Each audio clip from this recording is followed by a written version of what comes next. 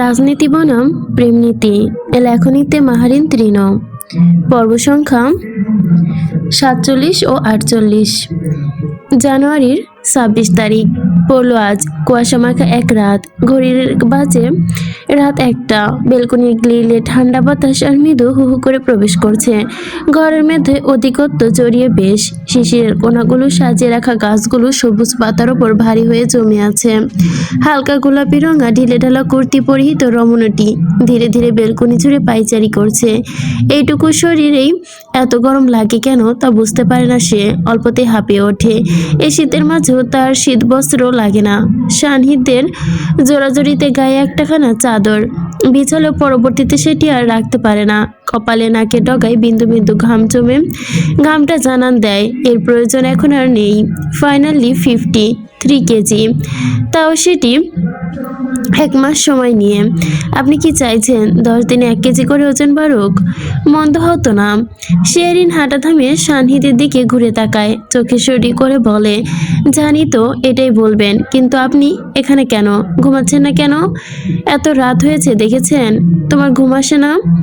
আমি নিশাচর পাখি হয়ে গিয়েছি। রাত 2টার আগে ঘুম চোখে আসে না। দিনে হাঁসফুস করে ঘুমাই। আর আমার পিছু লাগবেন না প্লিজ। আপনি গিয়ে শুয়ে পড়ুন। এভাবে হাঁটি চলো একসাথে। আপনি কি চান আমি রেগে যাই? তাহলে চুপচাপ গিয়ে শুয়ে পড়ুন। আমি অল্প কিছুক্ষণ হেঁটে তারপর শুয়ে পড়বো। প্রমিস। তোমাকে একা রেখে আমি ঘুমাতে পারি না। ঘুম আসে না? সেই নিস্তব্ধ চোখে ঠোঁট চেপে তাকায় তার দিকে, নেতা সাহেবের দিকে। উদ্বিগ্ন কণ্ঠে বলে, আপনি কি রোবট? কেন এত পাগলামি করেন বলেন তো? যত্নের পাথর গড়ে দিয়েছেন যেন। যত্নের একটা পাহাড় তৈরি হয়ে গিয়েছে। আর কত করবেন? এই কাটা হাতে দিকে একবারও কি মায়া লাগে না আপনার?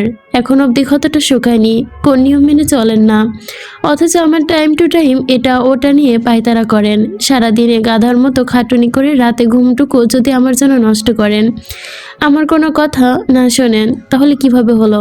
সরি ম্যাম, এখন থেকে শুনবো। চুপ করুন। এই এক কথা কতবার বলবেন আপনি? আর শোনেন, কি একটা কথা। গিন্নির কড়া গলার আদেশের বার্তা কিংবা হুটহাটে রেগে যাওয়া এমপি সাহেবের চেনা পরিচিত হয়ে গিয়েছে। প্রেগনেন্সি জার্নিতে মুড সুইংটা বেশ ভালোই চলছে তার। পরিস্থিতি ঠান্ডা রাখতে সে নীরব হয়ে গেল, কথা চুপচাপ গিলে নিল। আর ম্যাডামের বিপক্ষে একটা কথাও বাড়াতে চায় না সে। আমি কিছুক্ষণ বলবো না, আর আপনাকেও কোনো কথা। যান সরুন। হাতটা সরাতে হবে না। আপনার তো আর ব্যথা লাগে না। আসলেই আপনি একটি রোবট। শানিত বাম হাত দিয়ে শেরিনের কানের পৃষ্ঠে চুলগুলো গজে দিতে দিতে মৃদুস্বরে বলে অবিচল কণ্ঠে, শান্ত হও। অনেক তো বকলে, এখন একটু রেস্ট নাও। রাতে এখনো খাওনি। এই কথাই যেন কথার পৃষ্ঠে শেরিন ভুরুকুচকে কপালটা সামান্য ভাঁজ করে তাকালো তার দিকে। এই লোককে কখনোই সে আর কোনো কথার বাণে বিদ্ধ করতে পারবে না, বোঝাতেও পারবে না। ঠিক এক কথা এনে ওই উত্তপ্ত মেজাজ ঘুরিয়ে যাবে। অথচ এতক্ষণ ধরে সে বকবক করলো, সেসব তার কোনো ভ্রুক্ষেপ নেই। এমনি এমনি কেন? খেতে ইচ্ছে করছিল না। চলুন ঘুমাবো, ক্ষুধা লাগেনি? শেরিন সানিধ্য কেটে এনে কক্ষে নিয়ে যায়। ঘুমের বাহানা দেখিয়ে তাড়াতাড়ি শুয়ে পড়ে। জানে এই লোক ঘুমানো অবধি নিজেও ঘুমাবে না। যতক্ষণ জেগে থাকবে উনিও নিশাচর প্রহরী হয়ে পাহারা দিয়ে চলবে। রাত 1:40। এপাশ ওপাশ করতে করতে সময় পার করছে শেহরিন। পচা অভ্যাস হয়েছে। 2টা-2:30টার আগে একটু ঘুম আসে না তার, বরং এই সময়টুকু শুয়ে থাকলে আর অস্থিরতা বাড়ে। ধীরে ধীরে চোখ তুলে দেখে সান্নিধ্য দেখে। ঘুমায়নি। এই তো ঘুমাচ্ছি। তুমি ঘুমাচ্ছ না কেন? আমিও ঘুমাচ্ছি। শেরিন হুট করে পেটের ক্ষুধা মাথা চারা দিয়ে উঠল। সেই সন্ধ্যায় হালকা নাস্তা করেছিল, এরপর রাতে আর খেতে ইচ্ছে করেনি। বেচারা উচ্চাটন পেট, এখন চাইছে খাবার, কিন্তু সবজি কিংবা মাংস মনে আসতেই তার অরুচি এসে ভিড় করে। এজন্য ক্ষুধা লাগলেও খেতে ইচ্ছে করে না। মনে হচ্ছে এখন একটু ইলিশ মাছের কাঁটা দিয়ে ঝাল ঝাল কচু শাক ভাজি যদি খেতে পারতো তাহলে খুব মজা হতো খেতে। শেরিন নিজেকে নিজে বোঝাতে না চেয়েও চিনতে পারে এই সময়টুকু কি অদ্ভুত অদ্ভুত খাবার খেতে ইচ্ছে করছে তার। শেফালির হাতে কাল খেয়েছিল ঝাল শুটকি ভর্তা, কালিজিরার ভর্তা, গরম গরম ভাত দিয়ে কি যে মজা খেতে। অথচ এসব ভর্তা ভাজি আগে সেরকম সে কখনো খায়নি, খেতে ইচ্ছেও করেনি। এখন এগুলো মনে ধরেছে অমৃত যেন। তবে মামুনির হাতে পেঁয়াজ শুকনো মরিচ দিয়ে ডাল ভর্তাও তার ভীষণ ভালো লাগতো। এটা সে ছোটবেলায় অনেকবার খেয়েছে। মামুনি বেঁচে থাকলে হয়তো কত রকম ভর্তার খাবার তাকে খাওয়াতো। আমি কখনো কচু শাক আপনি কখনো কচুর শাক ভাজি খেয়েছেন? খেয়েছি। কেমন লাগে? তুমি খাওনি? অনেক আগে খেয়েছি, এখন খেতে ইচ্ছে করছে না। না, এমনি বলছি, হুট করে মনে হলো তাই জিজ্ঞেস করলাম। আচ্ছা। শানিত ঘুম কাটিয়ে হাত বাড়ায় বেডসাইড ডেস্কে, সামান্য মাথা উঁচু করে ফোন অন করে দেখে নেয়। অতপর উঠে তৎক্ষণাৎ ফ্রিজে কচু শাক আছে, মানে কচু শাক আছে। শিন গোল গোল চোখ করে তাকায়, বিস্ময় কণ্ঠে বলে ওঠে, শেফালি এনেছিল কালকে, বাট আমি এখন খেতে চাই না। আপনি প্লিজ এখন কিছু করবেন না, ঘুমান, বেশি সময় লাগবে না। ফ্রিজারে করা। আমি তো এমনি একটু বলছি, শেফালি করে দিবে তো। শানি তো বিছানা ছেড়ে উঠে পড়ে, কিচেনের দিকে পা বাড়াতে বাড়াতে বলে, কিন্তু আমার এখন ভীষণ খেতে ইচ্ছে করছে। চুপচাপ ওয়েট করো। শিন কোনো কথা না বলার সুযোগ দিয়ে শানি তো চলে যায় তার কাজে। ফ্রিজ হতে আগে থেকে সিদ্ধ করে রাখা ফ্রোজেন কচু শাক বের করে সে। অতঃপর তা সম্পূর্ণ মূল্যবান হাতিয়ার ইউটিউব ওপেন করে। সেটা আগে গত 5-7 মাস আগে রান্না শিখেছে। কচু শাকের রেসিপি বের করে সে অনুযায়ী শুরু করে রান্না। এতটুকু টুকটাক এটা সেটা করতে করতে মোটামুটি একটা ধারণা চলে এসেছে তার রান্নার প্রতি। অবশ্য স্বাদের ক্যাটাগরিটা উচ্চ রেখেই মূল্য রান্নাটাতেই গুরুত্ব দেয় তার দুজনেরও বেশি। উপায় নেই যে। তাছাড়া রাত 2টো পার হতেই কিচেন হতে ভেসে আসা শব্দ থেমে যায়। গরম গরম কচু শাক ভাজি এনে হাজির হলো সান্নিধ্য। ডান হাতে ক্ষত থাকার কারণে এখন টুকিটাকি কাজ গ্লাভস পরেই করতে হচ্ছে তাকে। তবুও হলুদ মরিচের ঝাল একটু হলেও জ্বালাতন সৃষ্টি করে, কিন্তু এ মানবের তাতে কিছু আসে যায় না। একবার বেবিটাকে আসতে দিন, তারপর আপনার সব ঋণ আমি পরিশোধ করে দিব। আমি ঋণ শোধ করার সুযোগ দিলে তো করবে, সারা জীবন ঋণী করে রাখবেন। ওয়াইফকে ভালোবাসা, তার ইচ্ছের প্রাধান্য দেওয়া ঋণের কিছু নয়। এগুলো হাজব্যান্ডের রেসপন্সিবিলিটি। এখানে না তুমি ঋণী হবে আর না আমি তোমাকে ঋণী করব। এগুলো হচ্ছে সিম্পল ইস্যু। ওয়াইফকে রেসপন্সিবিলিটি বেশি ওপেন করতে হয়, এই একপাক্ষিক দিকটা আমাদের সোসাইটি বেশি হাইলাইট করে। এখন শুধু কেয়ার মেয়েরা করবে, অথচ তারা কেয়ার পাবে না। পেলে সেটা কি জাজ করা হবে? এই বেঁধে দেওয়া সাইকোলজিক্যাল কনসেপ্ট তোমাদের মস্তিষ্কে গেঁথে দেওয়া হয়েছে। তোমরা সামান্য চেয়েও বেশি কেয়ার পেলে ভীত হও, আনইজি ফিল করো। বাট ওকে শেরিন, আমাদের সন্তান পৃথিবীতে দেখাতে তুমি একটু কষ্ট করছো, এটা বলছো না কেন? ভাগিদার তো আমরা দুজনেই, তোমার প্রতি তো আমারও আরও যত্নশীল হওয়া উচিত। এখন এটা টেস্ট করো প্লিজ। সরি, হাতের জন্য খাইয়ে দিতে পারছি না। শেরিন স্বতঃস্ফূর্ত মুখরেখায় কচু শাক টেস্ট করে, নিজে খেতে খেতে সান্নিধ্যের মুখে একটু তুলে দেয়। একরাশ হাসি টেনে বলে, আমার নেতা সাহেবের রান্না পৃথিবীর সেরা, খারাপ হতেই পারে না। Thank you so much sir, আমার জন্য এই নতুন জার্নিটা এত সহজ করে দেওয়ার জন্য। It's my obedience madam. মধ্যরাতে খাওয়া দাওয়া শেষ করে শেরিন ঘুম পাড়িয়ে দেয় সান্নিধ্য। 3টা বেজে যায় ততক্ষণে। বিছানা ছেড়ে উঠে সে বেলকনিতে চলে আসে ফোন নিয়ে। রান্না করার সময় প্রায় 15 থেকে 20টা কল এসেছে। বুঝতে পেরেছিল দরকারি বা কিছু সমস্যা হয়েছে, কিন্তু রিসিভ করলে রান্না করতে সময় লাগতো বেশি, তাই রিসিভ করেনি সে।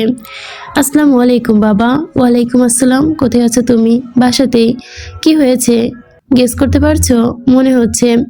শাহজাহান সাহেবের বিক্ষুব্ধ কণ্ঠ ভেসে আসে। ধমকে নেয় সুরে বললেন, তোমার অতিরিক্ত বাড়াবাড়ি আমার ভীষণ অপছন্দের সান্নিধ্য। কেন তুমি আইন নিজের হাতে তুলে নিয়েছো, সমস্ত অভিযোগপত্র দায়ী করে দিয়েছো, এবার কি করবে? রাজত সরাসরি আমাকে গুলি করতে চেয়েছিল। সেই দিন সিএনজির মাঝখানে না এলে ডিরেক্ট ওই গুলিটা আমার লাগতো, নয়তো শেহরিনের মাথায়। আমি চুপ করে বসে থাকবো? তাই বলে তুমি কেন? এর মধ্যে অনেক কাহিনী আছে বাবা। এখন কি করবে? পুলিশ কি আসছে? অতি শীঘ্রই পৌঁছে যাবে। সারফাস বের হয়েছে, ওয়ারেন্ট আছে, সব আছে। আচ্ছা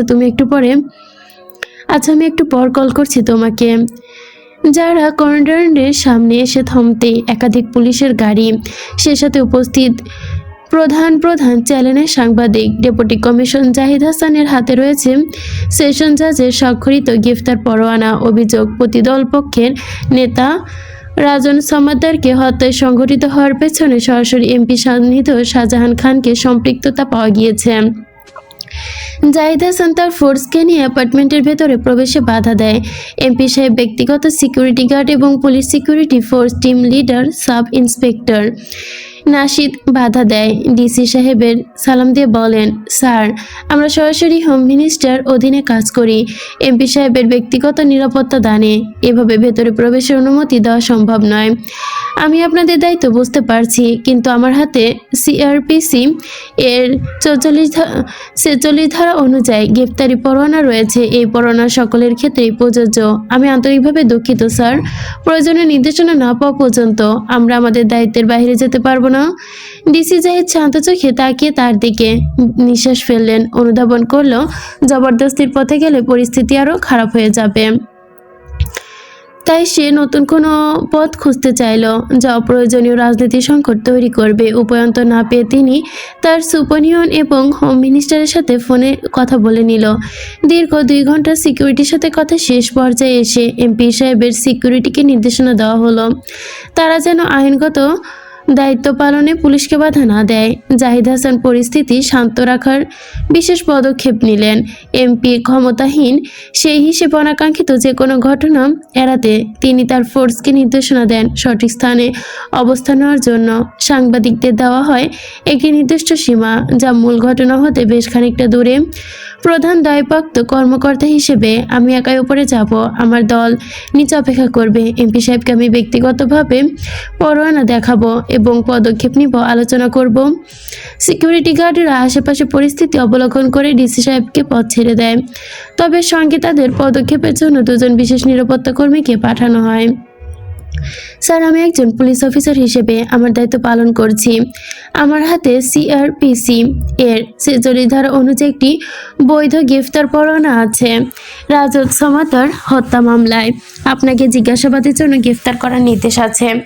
সান্নিধ্য শান্ত ভঙ্গিতে হাত ঘড়ির দিকে তাকিয়ে সরাসরি জাহিদ হাসানের দিকে দৃষ্টি নিক্ষেপ করে। ক্ষীণ গলায় বলে, সমস্যা নেই, নির্দেশনা যেহেতু এসেছে তা তো আপনাকে করতে হবে, বাট সময় খুব আনফোর্সটেবল। রাত 3টে এসেছেন গ্রেপ্তারের পরোয়ানা জারি করতে। জাহিদ হাসান নম্র চোখে তাকায়, নমনীয় কণ্ঠে বলে, সরি স্যার, আমার প্রেশার ক্রিয়েট করা হয়েছে। এক্ষেত্রে আমি বিশেষ নির্দেশনা দেওয়ার কারণে এসেছি। স্বয়ং মিনিস্টার সাহেব দিয়েছে। তবে আমি আপনাকে আশ্বস্ত দিচ্ছি, সমস্ত আইনি প্রক্রিয়া অনুসরণ করা হবে এবং আপনার প্রতি সম্মান দেখানো হবে। মিনিস্টার সাহেব, বিশেষ নির্দেশনা? জি স্যার, আপনি ওয়েট করুন, আসছি। Thank you sir. সান্নিধ্য বুকের সাথে আড়াআড়ি হাত ভেজে ড্রয়িং রুমের দিকে ছুটে এগিয়ে আসে। উত্তপ্ত হয়ে পরিস্থিতি তার মুখরেখা দৃঢ় হয়ে ওঠে। ওপরে ওপরে বেশ শীতল, হয়তো শুধুমাত্র শিরিনের জন্য। মেয়েটা ঘুমিয়েছে মাত্র, এর মাঝে আবার নতুন কোনো ঝামেলা? বল, কোথায় তুই? অ্যাপার্টমেন্টে আছি। ডিসি এসেছে? শরীর বাচ্চা মন্ত্রীর কাজ। এর পেছনে যথেষ্ট কারণ আছে জানি, বাট এই মুহূর্তে আমার জন্য কোনো পথ খোলা নেই। আসিফ নিখোঁজ। সরফরাজ এক মুহূর্তের জন্য নিস্তব্ধ হয়ে যায়। কপালের শিরাগুলো যেন দপদপিয়ে জ্বলে ওঠে। আশ্চর্যিত স্বরে বলে, হোয়াট? আসিফ নিখোঁজ মানে? কালকে সন্ধ্যা থেকেই নিখোঁজ। সান্নিধ্য, হ্যাভ ইউ এনি আইডিয়া এর ইফেক্ট কি হতে পারে? ইফেক্ট অলরেডি শুরু হয়ে গিয়েছে। শেহরিনকে এই অবস্থায় রেখে আমাকে এখন পুলিশ হেফাজতে যেতে হচ্ছে অনির্দিষ্টকালের জন্য। এত বড় ট্রমার মধ্যে আমি মেয়েটাকে রেখে যাচ্ছি। এর চেয়ে খারাপ ইফেক্ট আর কি হতে পারে? তুই রিল্যাক্স থাক শেহরিনকে নিয়ে। হয় তোকে সামলানো কষ্ট হবে, বাট আমি সানজি আঙ্কেলকে যেমনি পারি ওকে কন্ট্রোল করার চেষ্টায় রাখবো। সান্নিধ্য ঠোঁট ফুলিয়ে নিঃশ্বাস ছাড়ে, চোখ বন্ধ করে উপরিপাতন মাথা তুলে গম্ভীর কণ্ঠে বলে, তোর উপর একটা বিশাল দায়িত্ব দিয়ে যাচ্ছি। আমার অনাগত সন্তান আর তার মাকে এসব থেকে দূরে রাখার চেষ্টা করবি। আমাকে কথা দিয়েছিলাম, আমি আর আমার শ্বশুর সাহেব ছাড়া ওকে কোনো পুরুষ স্পর্শ করবে না। আমার কথাটা তুই যে কোনোভাবে হলেও রাখিস। আমি কথার বরখেলাপ করতে চাই না। কোনো জানোয়ার যেন শেহরিনের দিকে এক আঙ্গুল স্পর্শ করার সাহস না পায়। আমার লোকদের বলবি। ওরা, তোদের লোকদের বলতে হবে না, আমি আছি। I will try my best. তোর প্রতিশ্রুতি আমি ভাঙতে দিব না। থ্যাঙ্কস সানজি পৌঁছাতে বেশ কিছুক্ষণ সময় লাগবে না। রেজওয়ান আঙ্কেলও হয়তো সকালের মধ্যে এসে যাবে। শেহরিন কি ঘুমিয়ে? সানিদ এক পলক নিজের কক্ষের দিকে সতর্ক দৃষ্টিতে তাকিয়ে বলে, হ্যাঁ, আমি বাইরে হতে লাগিয়ে দিয়ে যাচ্ছি। বলে যাওয়া উচিত ছিল না? উচিত ছিল, বাট সম্ভব নয়। ওকে এই মুহূর্তে সামলানো কঠিন হয়ে যাবে। সারফাস এক মুহূর্ত নীরব থেকে দীর্ঘ শ্বাস ছেড়ে বলে, ঠিক আছে, নিচে আয় তুই, আমি এসেছি। সানিদ কান হতে ফোন নামে কয়েক সেকেন্ড চুপচাপ দাঁড়িয়ে থাকে। এগিয়ে সময়ের মতো সময় যাচ্ছে, হয়তো অপেক্ষায় রাখা ঠিক হবে না ভেবে ধীর পায়ে কক্ষের দিকে এগিয়ে যায়। বেড সাইড হতে মলিন আলোতে গভীর মুখে আবছানো শেহরিন। পেট মন দুটো ভরতেই চোখে ঘুম নেমে এসেছিল তার। অসম ক্লান্তিতে ভাব, মুখরেখা ঠিক পরিতৃপ্তির আভাব ফুটে উঠেছে। গাঢ় নিঃশ্বাসের শব্দ ভেসে আসছে কানে। শানিত হাঁটু ভেঙে বসে শেহরিনের সামনে। কিছুক্ষণ একদৃষ্টে তাকিয়ে তার মাথায় আলতো করে ওষ্ঠ ছুঁয়ে দেয়, হাত ছুঁয়ে দেয় পুরো কপালের ভাঁজেও। শেহরিন ঘুমের মাঝে তার প্রিয় পুরুষের স্পর্শে হালকা নড়ে চড়ে ওঠে। ঠোঁটের কোণে লুকানো হাসি তার প্রসারিত হয়ে যায় আপনা আপনি। মেয়েটি নিশ্চিত কোনো সুন্দর স্বপ্নের মাঝে বিভোর হয়ে আছে, যেখানে সান্নিধ্যের উপস্থিতি অবধারিত। সান্নিধ্য লিফট হতে বেরিয়ে আসে, সেই সাথে পেছনে পেছনে আসে ডিসি সাহেব সহ দুজন সিকিউরিটি গার্ড। এমপি সাহেবের আগমন ঘটতেই নিচে অপেক্ষারত সকলের ভেতর উত্তেজনার পরত বয়। সিকিউরিটি ফোর্স সহ আগত পুলিশ টিম নিজেদের ভিড় ঠেলে পথ বের করে তৎপরণ হয়ে ওঠে। সেই সাথে শুরু হয় সাংবাদিক একের পর এক ক্যামেরা ঝলকানো ক্লিক। তারা একবার এমপি সাহেবের সঙ্গে কথা বলার জন্য তুমুল আগ্রহী ওঠে। এ ধরনের বিশৃঙ্খল অবস্থা সৃষ্টি হতে সিকিউরিটি গার্ডরা তাদের প্রতিহত করে। কোনোভাবে তার এমপি সাহেবের সাথে সাংবাদিকদের সরাসরি কথোপকথনের সুযোগ করে দেয় না। সানিদের মুখে মাস্ক, পরনে এক টি শার্ট, কালো প্যান্ট। শীতের মাঝে তার শরীরে নেই কোনো উষ্ণতায়ক পোশাক। তার মস্তিষ্ক উত্তপ্তে সবকিছু আজ ফিকে। একাধিক নিরাপত্তা কর্মী ভিড় উপেক্ষা করে মাত্র 1 মিনিট সময় সান্নিধ্য সামনাসামনি সারফাজের সঙ্গে কথা বলে নেয়, হাত দিয়ে কিছু একটা বুঝিয়ে দিয়ে অতঃপর দ্রুত উঠে পড়ে গাড়িতে। সাংবাদিকগণ খানিক সুযোগ পেতেই গাড়ি চারপাশে জমায়েত হয়। উইন্ডোতে উঠে গেল। ভিড়ের মধ্যে আপছে এমপি সাহেবের ছবি তুলতে ব্যস্ত হয়ে পড়ে তারা। ঠেলাঠেলি এক মুহূর্তে পরিবেশে অস্থিরতার সৃষ্টি হয়। সান্নিধ্যর ব্যক্তিগত লোকজন সারফাজের আদেশে দ্রুত সবাইকে এখান থেকে সরিয়ে দিতে চেষ্টা চালিয়ে যাচ্ছে। নিচে চলছে গ্যাঞ্জাম, কোনোভাবেই তা উপর অবধি যেন না পৌঁছায়। বিশেষ নজরদারি রাখা হয়েছে সে বিষয়ে। চোখের পলকে সকলকে পেছনে উপেক্ষা করে এক মুহূর্তে ছুটে চলে গেল 4টি গাড়ি। গর্জনের সুরে আশেপাশে মুখরিত হয়ে ওঠে। নীরবতার রাতে বেজে ওঠে অজানা সংখ্যার করুণ সুর। শীতের মধ্যরাতে কুয়াশায় জমে অস্পষ্ট হয়ে আছে চারপাশ। সেই সাথে অস্পষ্ট হতে শুরু করেছে মানুষের গতিশীলতা। শেহরিন সান্নিধ্য পড়ে যায় গোলক ধাঁধায়। অবচ্ছন্ন ঝড় আসে স্বাভাবিক জীবনের বাঁকে ঘুরিয়ে দিতে আর অস্বাভাবিক এক পরিস্থিতিতে। শীতের সকালে কোমর রোদল জানালার পর্দায় ছড়িয়ে ঘরের মধ্যে এসে পড়েছে। চোখের পাতায় মিটে আলো বেশ রেশ ছড়িয়ে পড়েছে। কেঁপে ওঠে শেহরিন। দুহাত মুচড়ে ঘাড় ঘুরিয়ে সে অল্প অল্প করে চোখ খুলে তাকায়। ঝলমলে আলোক রেখা সকালের সূচনার সৃষ্টি। কোটরে বন্দি হতেই হাত বাড়িয়ে ফোনটা নিয়ে নেয় সে। সময় দেখে 8:30 বেজে চলেছে। আজকে ক্লাস রয়েছে 10:15 হতে। আড়মোড়া ভেঙে সে বিছানা ছেড়ে ধীরে ধীরে ওঠে। নেতা সাহেব আজকেও তার আগে উঠেছে মনে নিশ্চিত। এখন সে কিচেনে, হয়তো নাস্তা তৈরি করছে। ক্ষত হাত নিয়ে একা একা কাজ করছে ভেবে শেহরিন পা বাড়ায় কিচেনের দিকে একটু সাহায্য করার জন্য। গুড মর্নিং ভাবিজান। হুট করে চেনা পরিচিত মেইলি স্বর পেতেই শেহরিন চমকে ওঠে খানিকটা। সানজি এই মুহূর্তে বাসায় উপস্থিত দেখে একটু অবাক হলেও সঙ্গে সঙ্গে মুখে ফুটে ওঠে উজ্জ্বল হাসি। গুড মর্নিং ম্যাডাম, আপনি এই সময়? আমি কি স্বপ্ন দেখছি? নো, স্বপ্ন না, সত্যি সানজি এসেছে। সানজি দুহাতে ধোয়া ওঠা কফির মগ নিয়ে এগিয়ে আসে। ড্রয়িং রুমের সোফায় বসে চোখের ইশারায় শেহরিনকে কাছে ডাকে। ব্যাপার স্যাপার কিছু একটা। আসুন আগে একসাথে কফির আড্ডা দেই, তারপরে কারণ ব্যাখ্যা করি। শেহরিন কিচেনের দিকে এক পলক তাকিয়ে স্মিত হাসি বজায় রাখে। কফি কি তুমি বানিয়েছো নাকি নেতা সাহেব? উনি কি কিচেনে? আমি বানিয়েছি, আসো তুমি। উনি কোথায়? আছে কোথাও, আসো তুমি। শেহরিন স্বাভাবিক সানজির সাথে এসে বসে। কফি দিকে তিক্ততা মিশ্রিত চাহনি নিয়ে বলে, কফি খেতে পারবো না আপু। স্মেল লাগে নাকে? হ্যাঁ, ওহো, শুধু শুধু দুটো তৈরি করলাম তাহলে।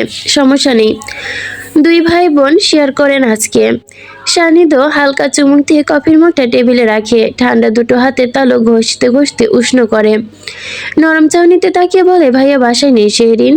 সানজির কথা শোনা মাত্র শেহরিন দেওয়ালে শটান হয়ে বড় ঘড়ির দিকে তাকায়।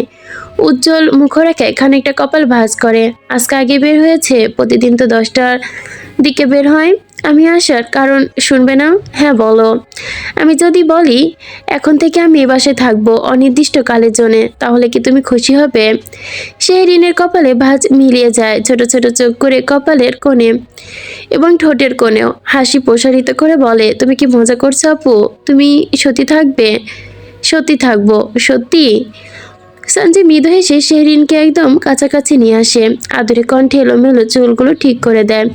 সত্যি কথা ভাবিজান। শেহরিন মুহূর্তে উচ্ছ্বসিত হয়ে ওঠে।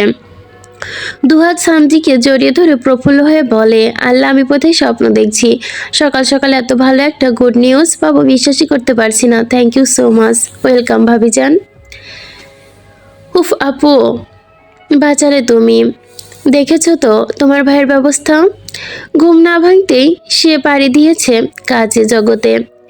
একদম আসবে রাত 11টায়। পুরোটা দিন আমার একা একা কাটাতে হয় এক পুচকের সাথে। আর কত গল্প করব বলো তো? পুচকো তার মায়ের সাথে গল্প করে বুঝি। এই তো কিক মারে আপু, বিশেষ করে ক্লাসের সময়টাতে।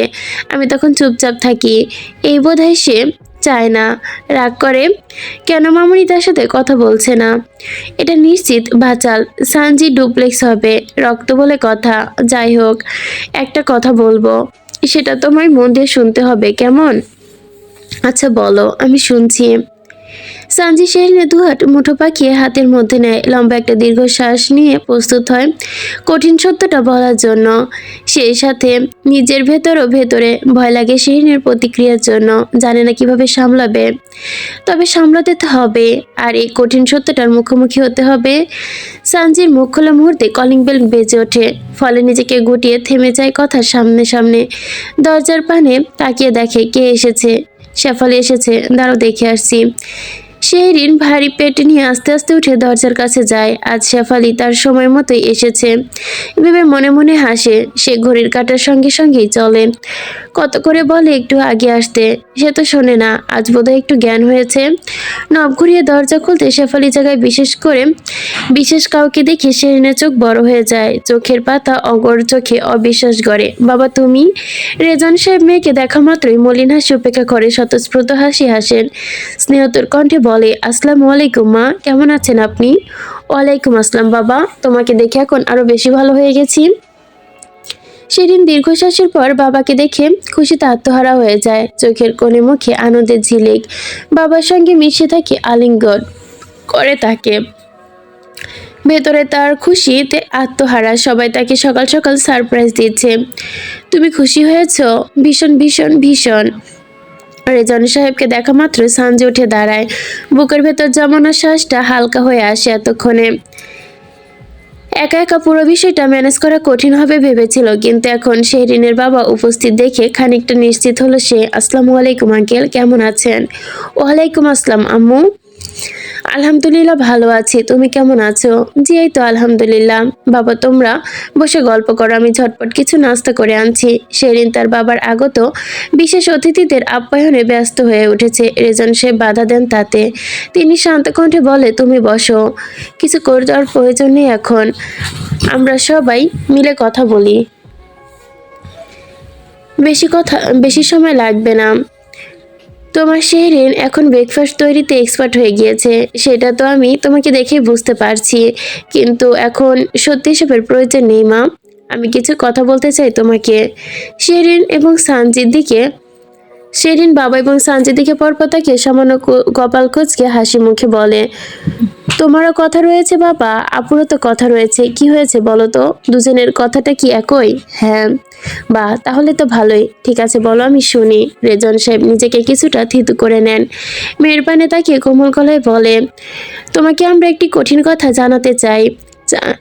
চাইলে হয়তো আর একটু সময় নিয়ে তোমাকে জানাতে পারতাম, বাট আমার মনে হচ্ছে সেটা সত্যি, সেটা চাইবা রাখে সরাসরি জানিয়ে দেওয়া উচিত, কারণ সত্যি কখনো মিথ্যা হবে না।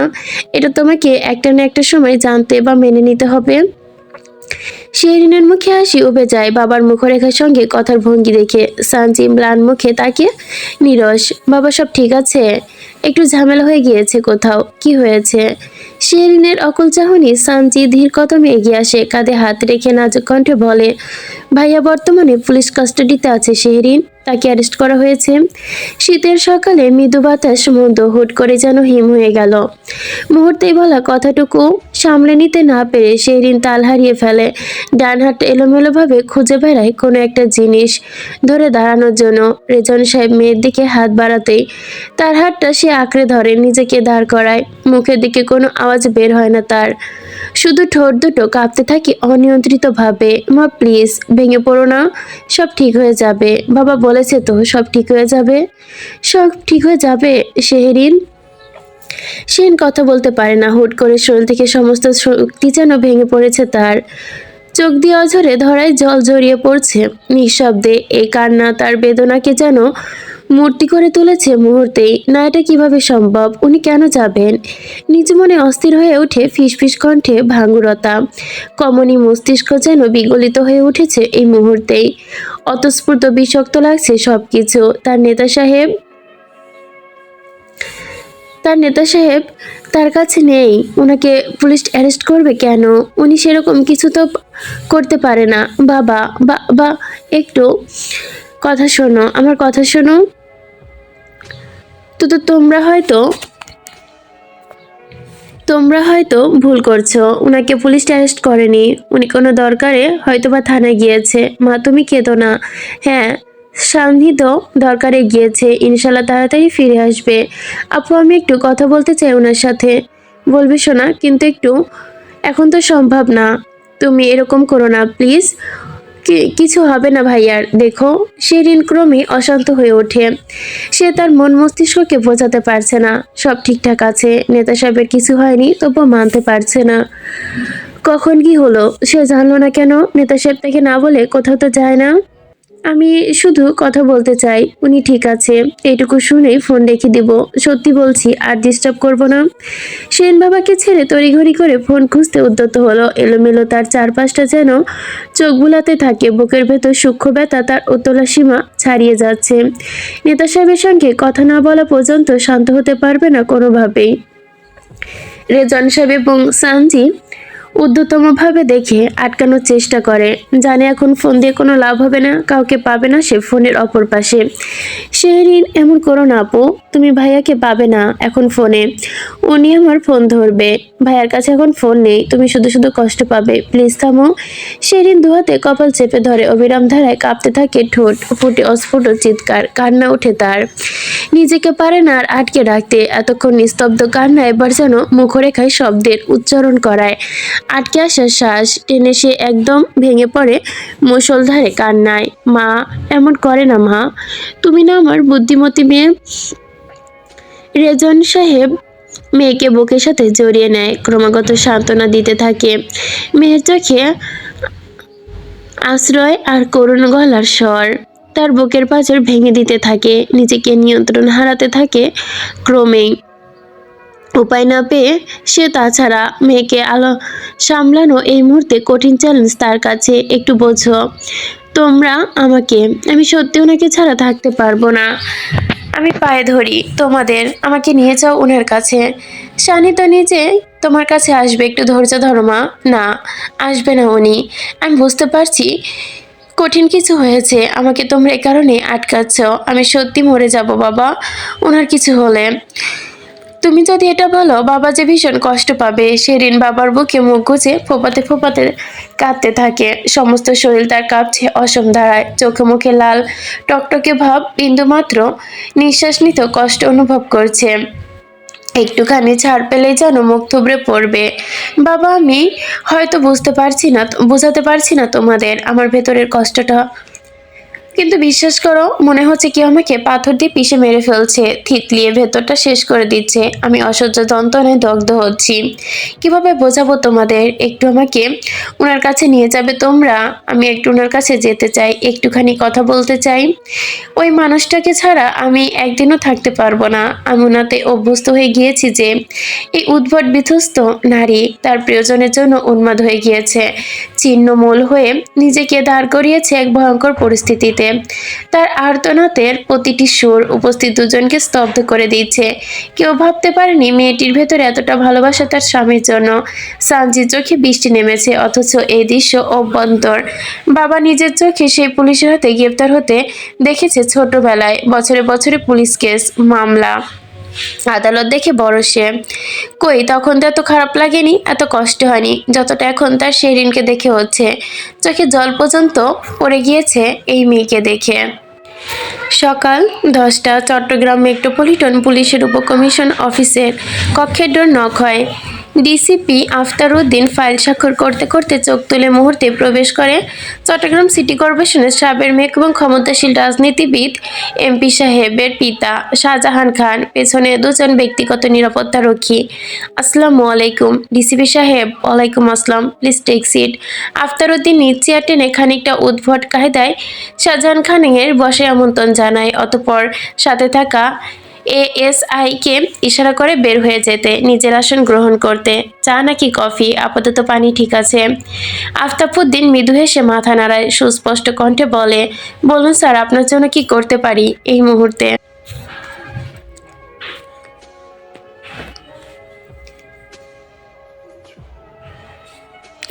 হাতে সময় খুব কম, কথা সংক্ষেপে বলি। 12টার সময় আদালতে আমার ছেলেকে তোলা হবে। রিমান্ডের জন্য যে আবেদন করবে সেটা উইথড্র করতে হবে। সরি স্যার, এটা তো আমার একা সিদ্ধান্ত নেওয়ার বিষয় না। এটা একটি সেন্সিটিভ মার্ডার কেস। উষ্ণ পর্যায় হতে নির্দেশনা এসেছে উচ্চভাবে। শাহজাহান সাহেবের মুখভঙ্গি বদলে যায়, গলার স্বর জড়িয়ে বলে, কিসের উচ্চ পর্যায়? রিমান্ডের জন্য আবেদন করবেন আপনি, সম্পূর্ণ বিষয়টা দেখার দায়িত্ব আপনার। আমাকে এসব বোঝাতে আসবেন না। সারা জীবন এসব করেই এসেছি আমি, বুঝতে পেরেছি, কিন্তু এবার কেসটা ভীষণ মিডিয়া স্পয়লাইট হয়ে গিয়েছে। বিভিন্ন এভিডেন্স এভিডেন্স আপনার ওসি যে রিপোর্ট লিখেছে সেখানে কি আমার ছেলের হাতে রিভলভার দেখেছেন? সে কি স্পটে ছিল? স্যার, আসিফ নামক ছেলেটা পলাতক। সে এবং এমপি সাহেবের সরাসরি জড়িত এই খুনের সাথে। তার সন্ধান চলছে তুমুলভাবে। তাকে খুঁজে বের করার জন্য বা সঠিক তথ্যের জন্য আমরা যদি রিমান্ডের আবেদন না করি তাহলে পুরো বিষয়টা এমনি আইন প্রশ্নবিদ্ধ হয়ে উঠবে। রিল্যাক্স। এই একই বিষয়টা আপনি অন্যভাবে ঘুরিয়ে দিন। আদালতকে বলবেন আসিফকে এখনো গ্রেফতার করা সম্ভব হয়নি, তাকে খুঁজে না পাওয়া পর্যন্ত এবং তার জবাববন্দি থেকে প্রাপ্ত তথ্যের আলোচনা বর্তমান আসামির সাথে জড়িত থাকায় নতুন কোনো প্রমাণ না পাওয়া পর্যন্ত এই মুহূর্তে রিমান্ড কোনোভাবেই প্রয়োজন দেখছি না। আফতারউদ্দিনের মুখ শুকিয়ে ওঠে, ধীর গলায় তাকিয়ে বলে, আমার জব যাবে স্যার। সরাসরি মিনিস্টার সাহেবের পক্ষ থেকে এই কেস চলছে। আসিফকে হন্য হয়ে খুঁজছে পুলিশ। তাকে দেশের ভেতর যে কোনো জায়গায় হাতে পাওয়া মাত্রই গ্রেফতার করা হবে। তখন তো ঠিকই রিমান্ডে নিতে হবে। শাহজাহান সাহেবের নিঃশ্বাস মৃদু হাসেন নিঃশব্দে, টেবিলে হালকা চাপড় মেরে গলায় বলেন, সাধারণ মানুষের আইনের খেল আর রাজনীতি ব্যক্তিদের আইনের খেলের মধ্যে একটু হলেও পার্থক্য আছে। পাশার দান উল্টে যায় আগে পাকে, পাশা খেলা বন্ধ হয়ে যাবে, যে কোনো কিছুই হতে পারে। চোখের সামনে আপনি যা দেখছেন, চোখের পাতা ফেললে আবার তাকাবেন, দেখবেন সম্পূর্ণ পরিবর্তন হয়ে গিয়েছে। তবে আসিফকে খুঁজে পেলে রিমান্ডে নেওয়ার বিপক্ষে আমি যাব না। আইনের কাজ আইন করবে, বাট এই মুহূর্তে আপনি উইথড্র করবেন। আমি চেষ্টা করব, তবে রাজনৈতিক মারপ্যাচের ভিড়ে হয়তো অনেক কিছু ঘটে যাবে। প্রমাণ কিন্তু জোরালো স্যার। সাময়িক সময়ের জন্য রিমান্ড আবেদন আমি করছি না, তবে আসিফকে পাওয়া মাত্রই আমি আবার আমার দায়িত্ব বহাল থাকবো। আশা করি অতি শীঘ্রই আমরা তাকে ধরে ফেলতেও সক্ষম হব। শাহজাহান খান উঠে দাঁড়ায়, চেয়ার ছেড়ে হাত বাড়িয়ে হ্যান্ডশেক করে নেয়, বললেন, আমার কোনো আপত্তি নেই। মাঠে নেমেছি, গোল খাবো। গোল দিব হয়তোবা, তবে কার প্ল্যানটি কখন মিস হবে বা কখন কি যাবে বলা কঠিন। দেখা যাক কি হয়। আর হ্যাঁ, আপনার জুনিয়র অফিসাররা যারা এই কেসে কাজ করছে তারা যেন আমার ল্যাঙ্গুয়েজ নিয়ে কেয়ারফুল থাকে, আদালতে যেন রিমান্ডের জন্য জোর না দেয়। জি, বিষয়টা আমি দেখব। গুড, আসছি, দেখা হবে। চট্টগ্রামের দায়ারা জজ আদালতে সান্নিধ্যকে হাজির করা হয়েছে বেলা 11টায়। এই সময়টা ব্যক্তিগত সহকারী এবং তার পক্ষের আইনজীবীর পরিস্থিতি থাকে। প্রয়োজনীয় সমস্ত কার্যাবলী শেষে আদালতে পুলিশের পক্ষতে রিমান্ডের আবেদন করা হয়, কিন্তু আসামি পক্ষের আইনজীবী মাহবুব রহমান এর বিরুদ্ধে জোরালো আপত্তি করেন। ডিসি আফতারউদ্দিন কৌশলে নিজেকে সবার সামনে ক্লিয়ার রেখে রিমান্ডের যুক্তি লিখিতভাবে উপস্থাপন করে না। তার এমপি সাহেবের আইনজীবীকে ট্রাকল করতে হবে বলে বিরত থাকে। দায়ভার জজ পুলিশ পক্ষ হতে জোরালো যুক্তি খণ্ডন না পেয়ে রিমান্ড আবেদন খারিজ করে দেন। তিনি তার রায়ে উল্লেখ করেন, এটি এককালীন সংবেদনশীল মামলা, তবে পুলিশ তাদের আবেদন যথাযথভাবে প্রতিষ্ঠিত করতে পারেনি। তদন্তের অগ্রগতি এবং রিমান্ডের অপরিহার্যতা সম্পর্কে সন্তোষজনক ব্যাখ্যা দেয়নি। বিশেষ করে পলাতক আসামিকে না খুঁজে পাইলে পুলিশ কিভাবে দাবি করেছে যে শুধুমাত্র বর্তমান আসামি রিমান্ডের একমাত্র উপায়, তা বোধগম্য নয়। অতএব আসামি বিরুদ্ধাচারী বন্দী হিসেবে কারাগারে রাখার নির্দেশনা দেওয়া হচ্ছে। আদালত পক্ষ হতে রূপরাহে ক্ষুব্ধ হয় নাসির চৌধুরী। মুখ চোখে শান্ত থাকলেও পরিকল্পনা মাফিক সবকিছু হতে গিয়েও মাঝখানে উল্টো দানে তিনি মেজাজ হারিয়ে ফেলে। আদালত কক্ষ হতে, এসব কি হচ্ছে বুঝতে পারছি না স্যার। ডিসি পল্টি নিল কেন? শালার বেটা শালা হাত গুটিয়ে থাকলো। চার্জশিট দাখিল করতে কত সময় লাগতে পারে? হাই প্রোফাইল কেস স্যার, শুরুতেই ধাক্কা, খুব সম্ভবত 2 মাস সময় লাগবে। নাসির উদ্দিন কুরু হাসি হাসেন। পকেট হতে ফোন বের করতে করতে বলেন, তার মানে এই হারামের বাচ্চা এতদিন জেলে পচবে জামিনের আবেদন করে যদি? আরে ধুর, আবেদন তো করবে না, করলেও শুনানি নাকচ করে দিবে। কেস এমনভাবে সাজিয়েছি না, এত সহজে নয় বাচ্চা। লিয়াকতের চোখ জল জল করে, গায়ে হাত দিয়ে বলল, স্যার আমার একটা অনুরোধ রাখবেন? বলে ফেলো। এমপির বউরে নিয়ে আমি একবার একটা কথা বলছিলাম, জানোয়ার শালা আমারে কাচের গ্লাস ছুঁড়ে মারছিল, অল্পের চেয়ে চোখ কানা হয় নাই। এই যে দেখেন আমার চোখের কিনারায় কালো দাগ। নাসির চৌধুরী এক পলক লিয়াকতের কাটাস্থান দেখে গমগমে আওয়াজে বলে, তো কি করতে চাস? ওর বউরে একটাবার মনের খাইশ মেটাতে চাই। বাঘের ডেরায় হাত দিবি? বাঘ তো বন্দি স্যার। নাসির উদ্দিনের চোখ বিদঘটে হয়ে ঝলাটে হয়। শালা, সময় মতো উসুল করবা। অনেক দিনের ইচ্ছা, সব ব্যবস্থা নেওয়া শেষ স্যার, খালি আপনার অনুমতি। লোকেশন যারা কনকর্ড। নাসির চৌধুরী লিয়াকতের পিঠ চাপড়ে দিয়ে বলে, যা, অনুমতি দিলাম, অনেক কাজ করে দিয়েছিস আমাকে, এখন একটু এনজয় কর। শুক্রিয়া স্যার।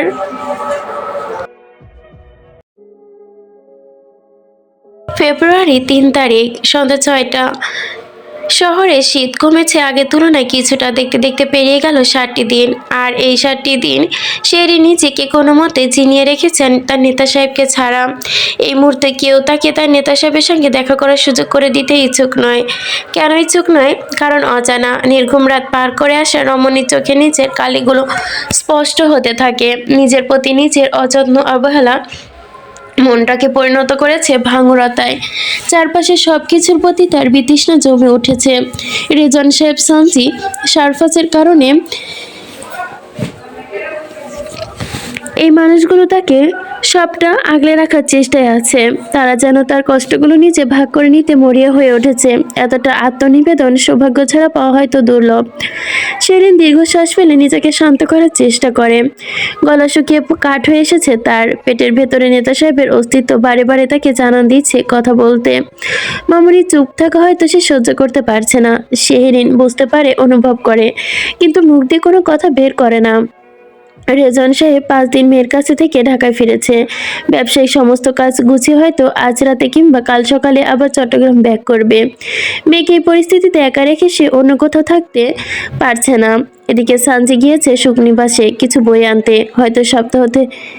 সামনের সপ্তাহ থেকে ফাইনাল পরীক্ষা শুরু তার। সেদিন একা একা ঘর জুড়ে পায়চারি করার শেষে কিচেনে চলে যায়।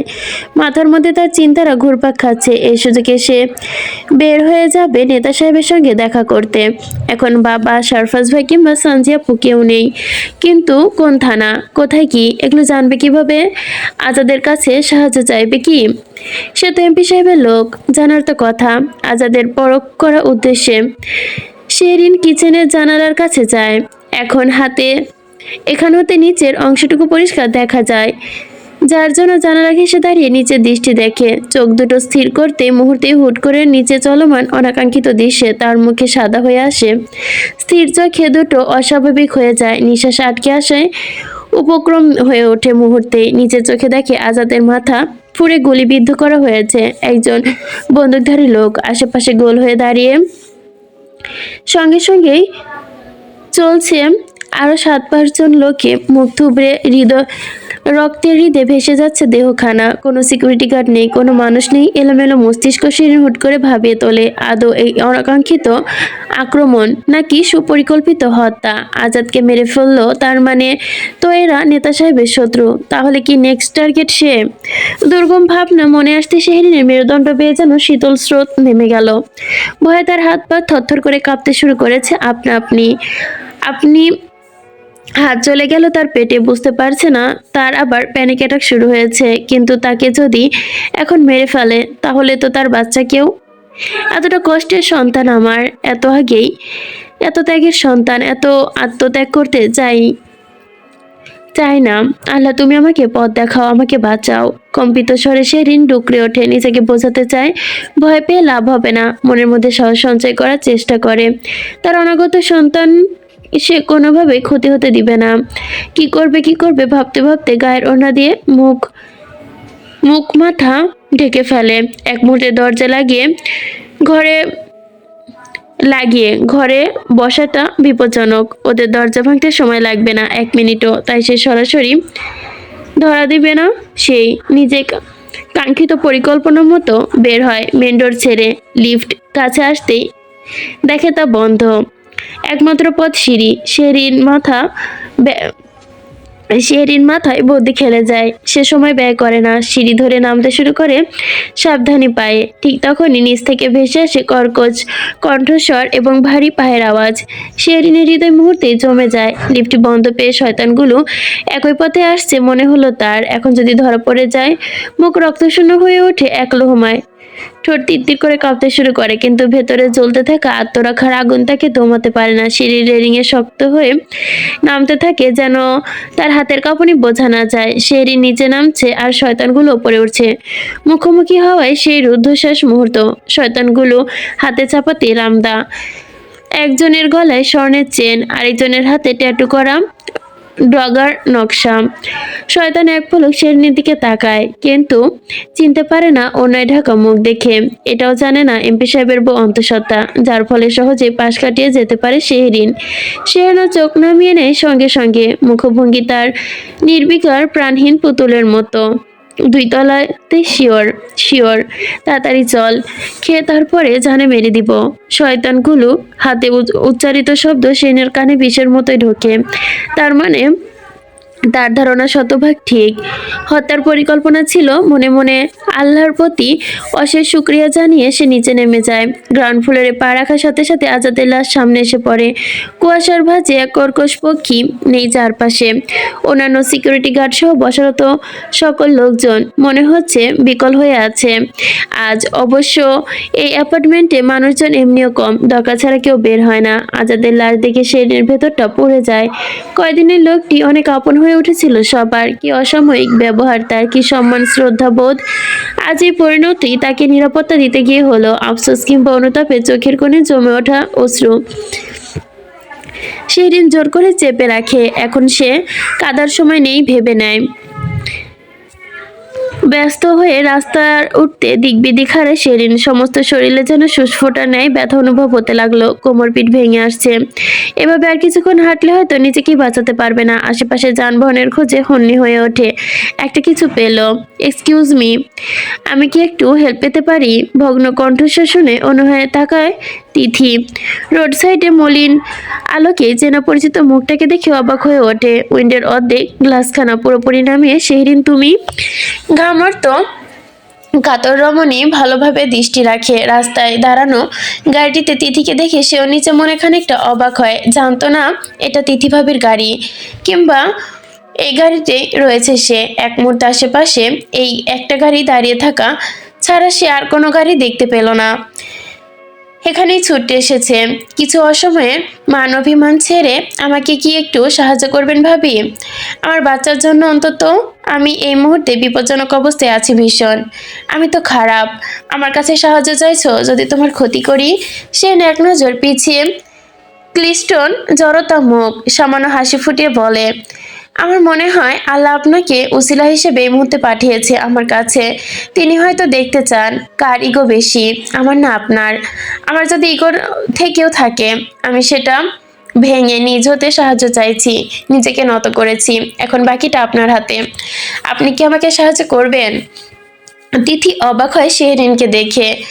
একটা মেয়ে এত অল্প বয়সে এতটা মেচুর কিভাবে হতে পারে? কিভাবে কথা বলতে পারে এভাবে? এরকম একটা পরিস্থিতিতে তার সুস্পষ্ট জবান। সে নত হয়েও নিজেকে কিভাবে ওপরে রেখেছে।